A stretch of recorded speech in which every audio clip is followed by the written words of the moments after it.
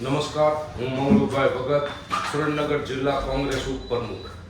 મારે થાનગઢ શહેરની અંદર જે જીએસટી બાબતે હમણાં જીએસટીના અધિકારીઓ લગભગ 15 દિવસથી ગામની અંદર આટા ફેરા મારી રહ્યા છે અને મોટા મોટા માછલાઓને પકડી અને મોટા મોટા 5, 10, 15 કરોડના તોડ કરી ગયા છે.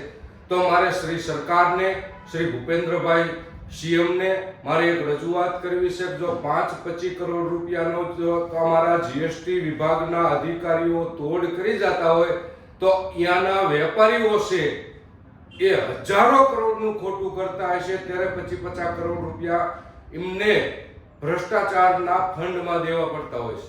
અને તોડ કરી અને લગભગ છેલ્લા 10 દિવસથી જીએસટીની ટીમ નાના મોટા કોઈ 25 લાખ, 50 લાખ, 60 લાખ, 50 લાખ, 1 કરોડ એવા દરેક કારખાનાની અંદરથી ઉઘરાણું કરી અને એવડા તોડ રીતે લઈ ગયા છે.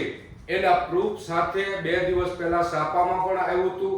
એટલે હું ગુજરાત સરકારને વિનંતી કરું છું કે આપના અધિકારીઓ તોડ કરી અને વેપારીઓને, સિરામિક એસોસિએશનને જે તોડ એમના ખોટા બિલ બનાવવા, જે 5000નું બિલ હોય તે 500નું બિલ બનાવી અને મોટા ભ્રષ્ટાચાર કરે છે એવા પાસેથી તોડ કરી અને 2 દિવસની અંદર લગભગ 25 થી 30 કરોડ રૂપિયા જીએસટી વિભાગના અધિકારીઓ તોડ કરી ગયા છે. એટલે મહેરબાની કરી અને હું જિલ્લા કલેક્ટર સાહેબને પણ એક રજૂઆત મૌખિક કરું છું કે મહેરબાની સાહેબ કરી અને આપ સરકારમાં સારી એવી રજૂઆત કરો કે અમારા ઉદ્યોગપતિ જે છે તે મોટા મોટા ભ્રષ્ટાચાર કરી 5000નું બિલ, 500નું બિલ બનાવે, 5000નો માલ હોય, 4000નો માલ હોય, 400નું બિલ બનાવે, બીજા ભૂતિયા ખાતામાં એના પૈસા વેપારીઓ દ્વારા નાખતા હોય છે, આંગળીયા દ્વારા આવતા હોય છે.